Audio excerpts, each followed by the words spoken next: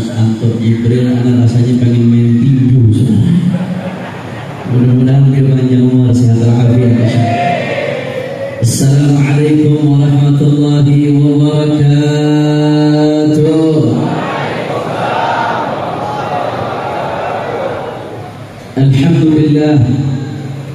Alhamdulillah rabbil alamin wa bihi nasta'in ala umuri dunya waddin.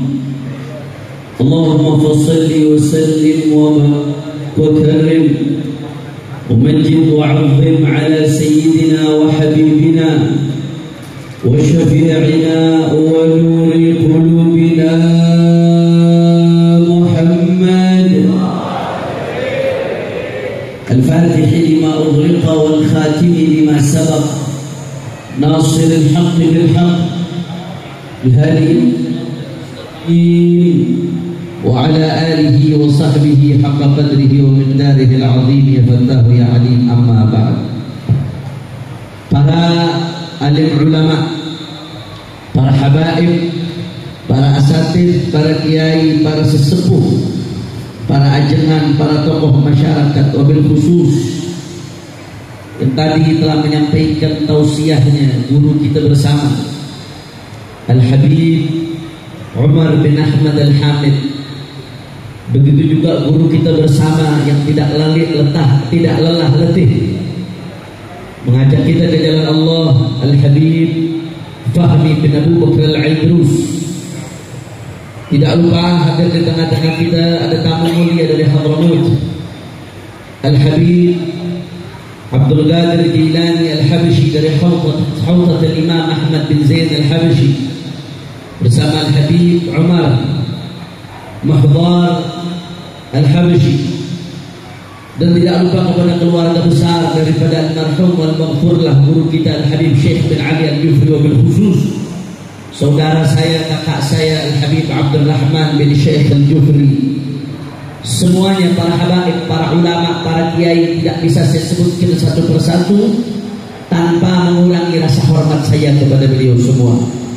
Kita doakan mudah-mudahan habaib, ulama, kiai, guru-guru kita Allah panjangkan umurnya, Allah sehatkan badannya, Allah jaga zahir batinnya, amin ya rabbal. Dan salam penghormatan yang paling istimewa saya hadiahkan kepada hadirin hadirat, muslimin muslimat, mukminin mukminat, baik yang hadir di tempat ini atau yang menyaksikan melalui media sosial. Semua angkat kita minta sama Allah, mudah-mudahan maulid Nabi dan berkat sahibul haul tidaklah kita keluar dari tempat ini kecuali semua dosa kita diampuni oleh Allah. Yang sakit Allah penyakit Allah sehatkan badannya, semua yang hadir dilapangkan rezekinya, diberkahi kehidupannya, amin ya rabbal. Habail kiram, kalau mau bicara tentang maulid Nabi tadi sudah disampaikan oleh Habiban Al-Habib Umar dan Habib Fahmi. Bicara tentang sahibul haul tadi telah dibacakan manaqib Syekhana Sultan Al-Ilm Al-Habib Salim bin Abdullah bin Umar Al-Shatiri dan Syekhana Al-Habib Abdullah bin Muhammad bin Ali bin Syihabuddin alaihim rahmatullah wa ridwanuh. Maka saya tidak panjang lebar saudara, saya ingin sedikit membahas apa sih arti kalimat haul. Karena sering kita sebut-sebut haul, sering kita hadiri haul, tapi banyak di antara kita yang nggak paham apa artinya, betul? Penyebutannya yang betul pakai haul. Kadang-kadang ada orang kefasihan nyebutnya pakai khol. Itu artinya berubah jadi cuka, asem-asem saudara. Pengennya fasih malah cuka artinya. Haul pakai ha. Kata-kata haul dalam bahasa Arab punya 3 makna.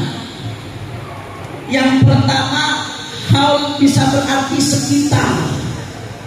Di Al-Quran Allah Subhanahu wa ta'ala, Subhanalladzi asra bi'abdihi lailan minal masjidil haram ilal masjidil aqsa alladzi barakna haulahu. Yang kami berkahi sekitarnya, sudah. Saya mau tanya, kalau kita sekarang merayain haul, diartiin sekitar, perayaan sekitar, masuk apa ada artinya? Nah, masuk. Yang kedua, kata-kata haul punya arti makna daya dan upaya. La haula wala quwwata illa billah. Tidak ada daya, tidak ada upaya, kecuali semuanya bersumber dari Allah Subhanahu. Kira-kira nih hari kita ngerayain haul, terus kita bilang ngerayain daya upaya, artinya masuk apa enggak? Nggak masuk, saudara. Yang ketiga, kata-kata haul bisa berarti perputaran 1 tahun, saudara.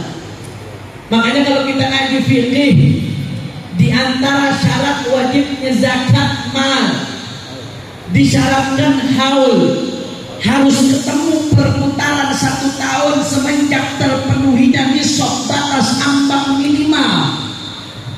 Maka saudara, kalau kita hari ini merayakan haul, maka berarti artinya apa, saudara?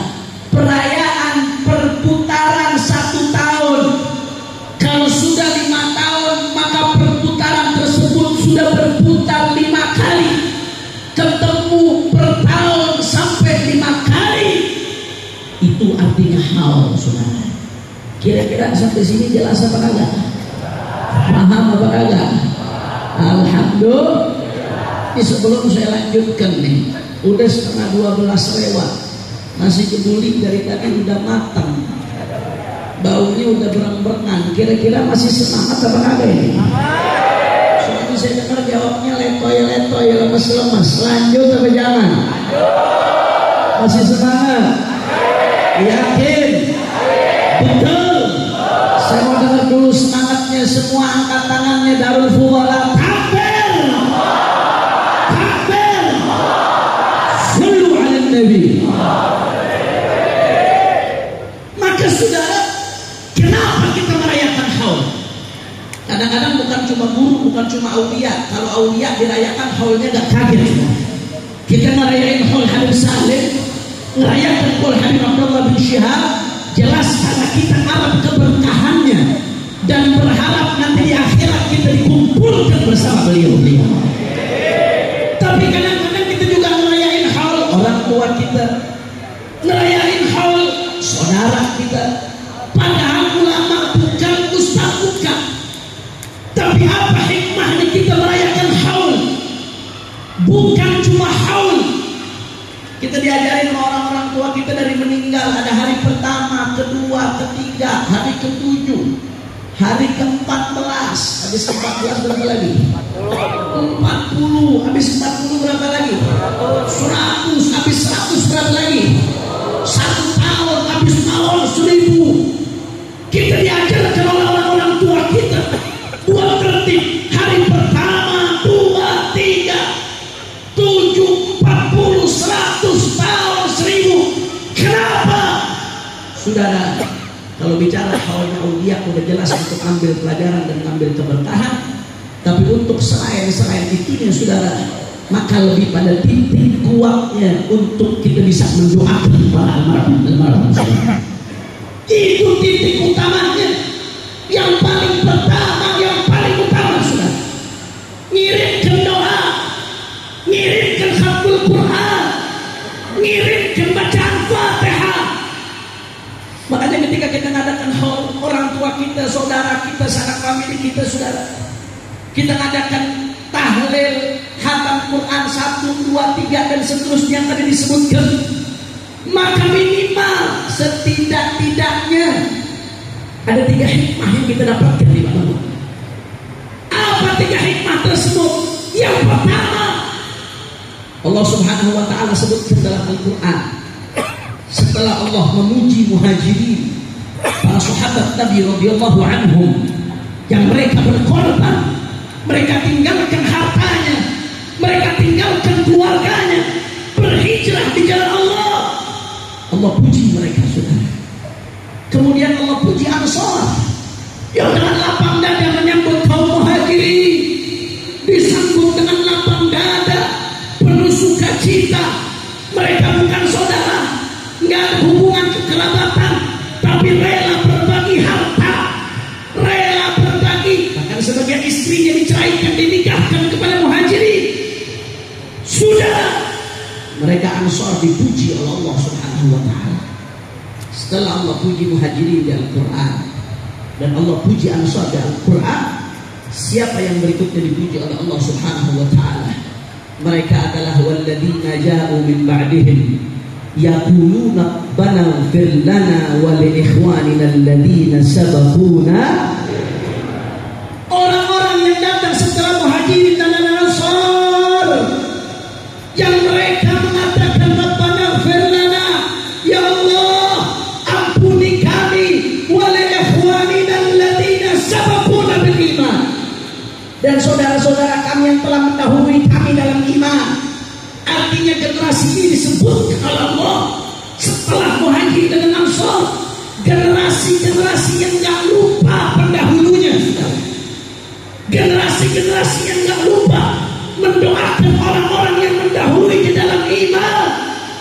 Maka kalau kita merayakan haul, kita bikin tahlil dan seterusnya dan lain sebagainya, maka minimal seminim-minimnya yang pertama, kita pengen berharap dijadikan termasuk generasi yang dipuji oleh Allah Subhanahu. Itu yang pertama. Kira-kira sampai sini jelas atau enggak? Alhamdulillah. Yang kedua, kenapa kita rayakan haul dan lain sebagainya? Khususnya buat orang tua kita, keluarga kita, saudara kita, guru kita. Kenapa kita rayakan haul? Kita pengen girangin mereka, saudara. Kita udah gak bisa girangin tambah hidup di dunia, maka minimal kita girangin mereka setelah dikubur. Al-Imam Al-Baihaqi di dalam Syu'abul Iman, beliau meriwayatkan bahwasanya baginda Nabi besar Muhammad sallallahu alaihi wasallam bersabda, apa kata Nabi, saudara? Man mayyitu fil qabri illa kal ghariqil mutaghawwith yantadhiru da'watan talhaquhu min abin aw ummin aw akhin aw ibnin fa idza lahiqahu kana habba ilayhi min ad-dunya wa ma fiha. Shallu ala Nabi Muhammad. Kata Rasulullah sallallahu alaihi wasallam, man mayyitu fil qabri illa kal ghariqil mutaghawwith. Perumpamaan mayit dalam kubur, saudara. Ini saya nggak bicara tentang mayit aulia solehin, enggak. Umumnya mayit orang Islam. Perumpamaan mayit kubur kalgharikil mutaghawwith, seperti orang tenggelam yang sedang mati-matian cari pertolongan. Orang kalau udah mati-matian cari pertolongan, apa yang bisa dia pegang dia pegang, apa yang bisa dia ambil dia ambil. Ada kayu dipegang, ada batu dipegang, ada perahu dipegang. Yang penting selamat. Itu kalau orang lagi mati-matian cari pertolongan. Nah, perumpamaan mayit dalam kubur kata Nabi, kalgharik al-mutaghawwith, seperti orang tenggelam yang habis-habisan cari pertolongan. Apa yang mereka cari, saudara? Yang terbiru dakwatan, yang mereka tunggu doa, yang mereka tunggu kiriman Fatihah, yang mereka tunggu kiriman surat Yasin, yang mereka tunggu kiriman tahlil. Itu yang mereka tunggu, ibadah Allah.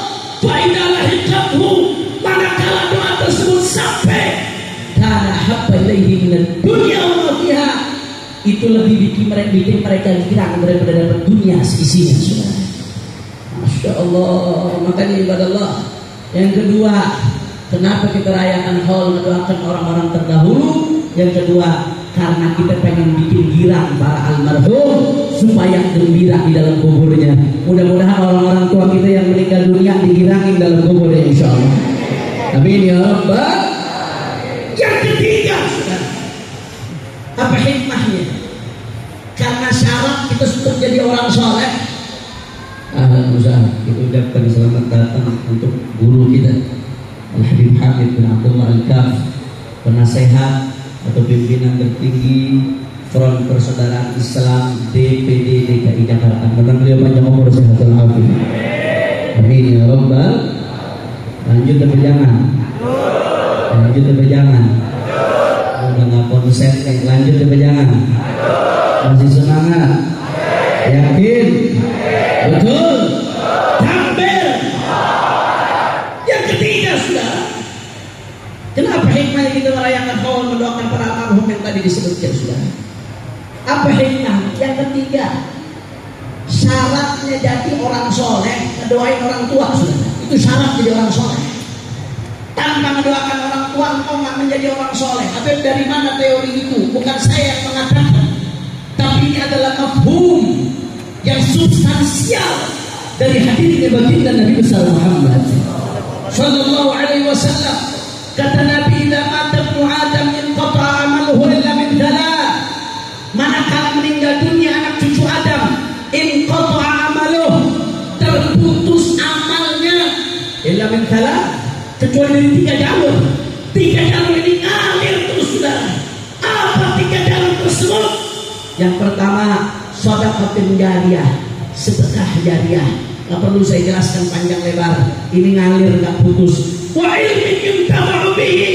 Dan yang kedua, ilmu yang bermanfaat. Syekh Al-Habib Salim Abdullah bin Umar Syatiri, beliau sudah wafat 5 tahun lalu, tapi namanya gak akan pernah wafat saudara. Ilmunya gak akan pernah wafat, manfaatnya gak akan pernah wafat, penyebutannya gak akan pernah wafat. Kenapa? Sayyidina Ali bin Abi Thalib mengatakan, "Fafuz bil ilmi ta'ish hayyan bihi abada, an-nasu mauta wa ahlul ilmi ahya'u." Kata Sayyidina Ali bin Abi Thalib, maka beruntunglah kau dengan ilmu, kau akan hidup selama-lamanya. Orang manusia mati, wa ahlul ilmi ahya'u, tapi orang-orang yang berilmu akan hidup selama-lamanya saudara. Makanya kalau pengen hidup, jangan jauh-jauh dari ilmu. Anda pengen hidup abadi, ngalir terus, jangan jauh-jauh dari ilmu. Kalau belum bisa jadi orang alim yang memberikan ilmu, memberikan manfaat, minimal jadi muridnya orang berilmu, atau minimal jadi pembantu penyokong orang berilmu, bukan jadi pembenci sudah. Betul betul. Betul betul. Meskipun tidak berilmu, tapi kalau nempel sama aulia, nempel sama orang berilmu, mereka hidup namanya antum ikut hidup sudah. Saya kasih contoh sederhana. Al-Habib Husain Al-Qutub, Al-Habib Husain bin Abu Bakar Al-Idrus luar batang. Mudah-mudahan kita dapat keberkahan beliau insyaallah. Beliau seorang wali min auliyaillah. Pakunya Jakarta sudah. Beliau wali orang besar. Bersiaga tidak berhenti-berhenti datang kepada beliau. Tapi jangan lupa, di samping Habib Husain bin Abu Bakar Al-Idrus ada kuburan. Kuburan siapa? Ulama, bukan, nggak dikenal dengan ilmunya sudah.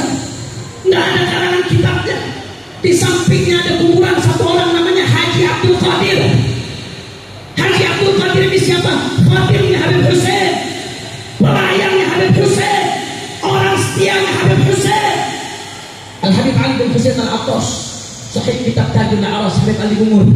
Di dalam kitab Tajul Aras, apa kata Habib Ali bin Husain? Beliau mengutip bahwasanya ada yang mengatakan bahwasanya siapa yang ziarah Habib Husain Al-Idrus tapi yang ziarah kehadamnya Haji Abdul Qadir, ziarahnya nggak diterima Habib Husain sudah. Padahal bukan ulama, nggak dapat kita karangannya Haji Abdul Qadir, nggak pernah dengar kita keluasan ilmunya Haji Abdul Qadir. Yang kita dengar beliau khadirnya Habib Husain, tapi Allah angkat Habib Husain dihidupkan oleh Allah, ngalir terus oleh Allah. Muridnya yang melayani beliau ikut-ikutan hidup abadi sama seperti Habib Husain bin Abu Bakar Al-Idrus sudah. Maka kalau kita belum bisa jadi Habib Husain bin Abu Bakar Al-Idrus, jadilah orang-orang seperti Haji Abdul Qadir sudah.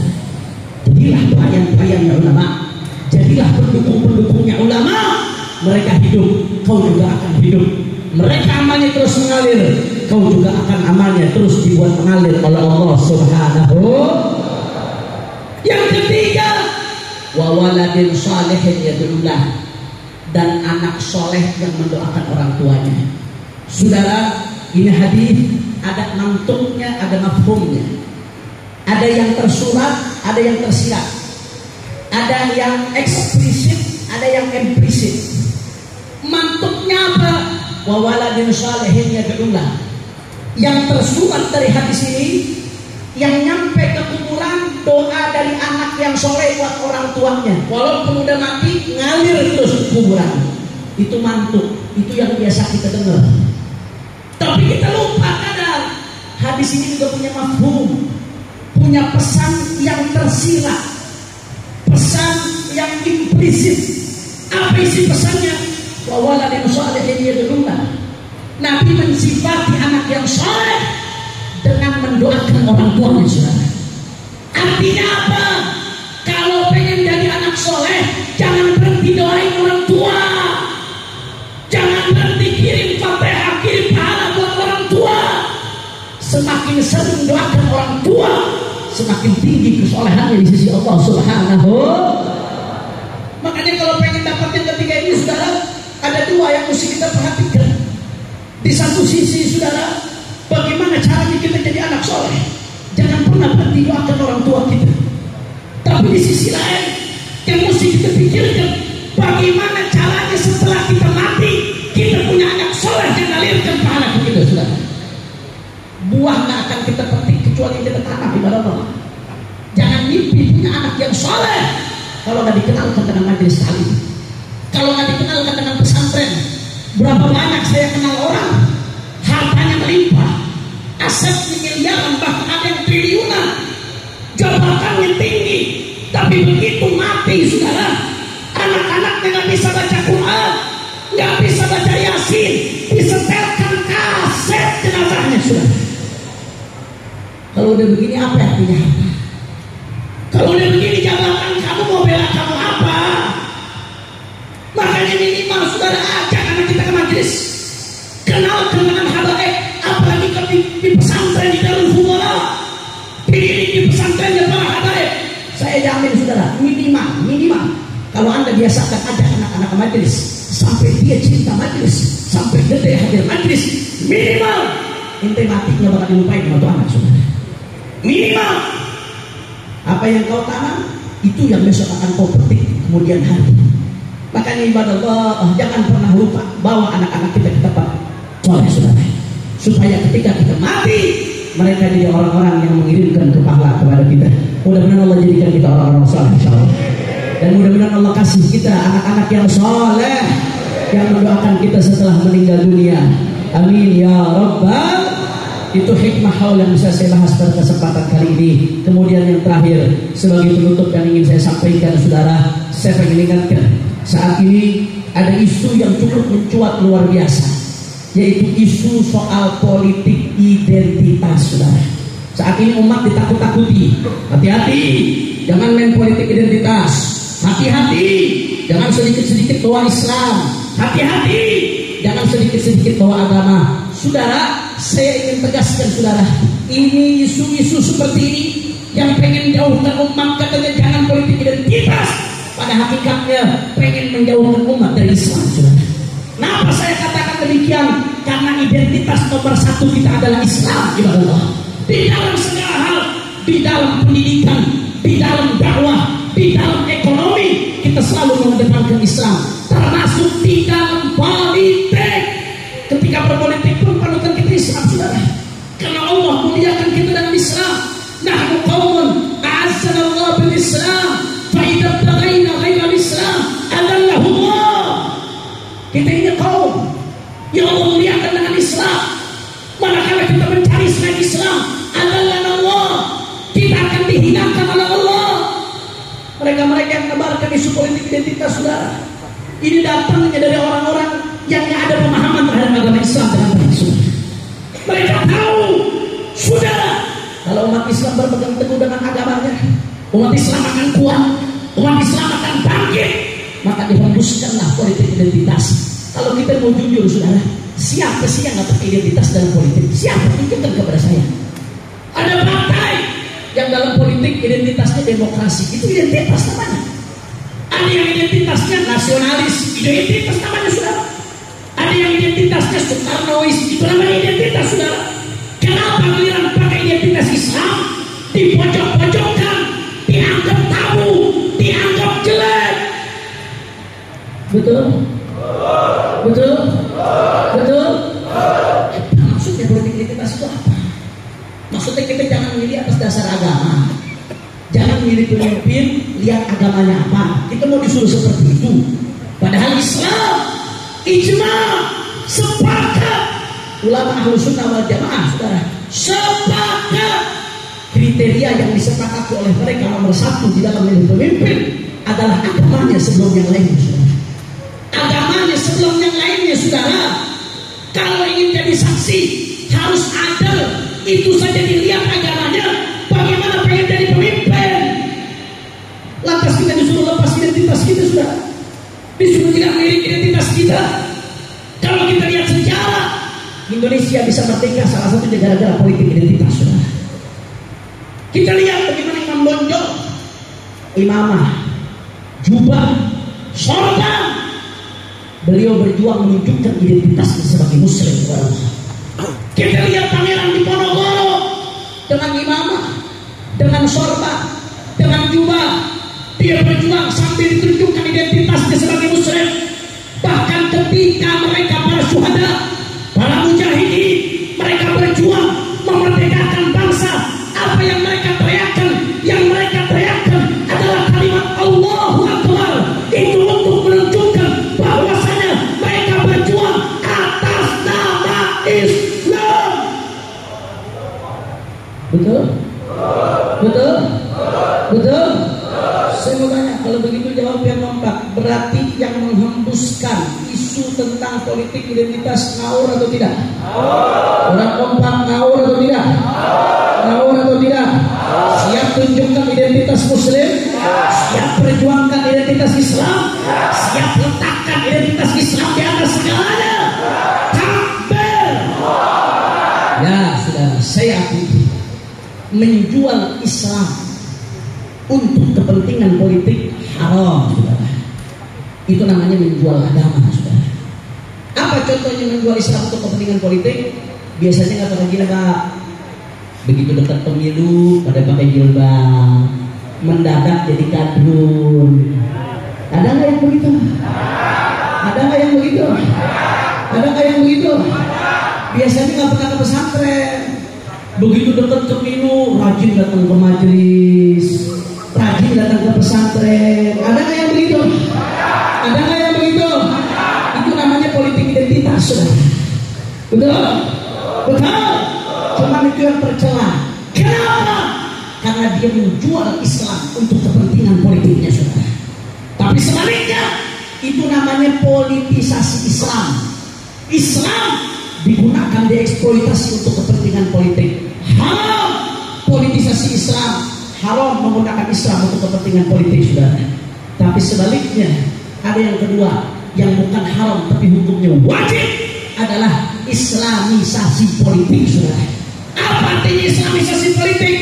Politik kita gunakan untuk kepentingan Islam, untuk memperjuangkan supaya nilai-nilai luhur baginda Nabi Muhammad SAW masuk ke dalam undang-undang, masuk ke dalam peraturan, masuk ke dalam jiwa pejabat-pejabat kita, masuk ke dalam perilaku mereka, masuk ke dalam akhlak mereka. Itu namanya Islamisasi politik. Kita memperjuangkan Islam melalui jalur politik. Kalau tadi politisasi Islam hukumnya haram karena termasuk yastaruna biayatillahi dzamanan qalila, termasuk menjual ayat-ayat Allah dengan harga yang murah.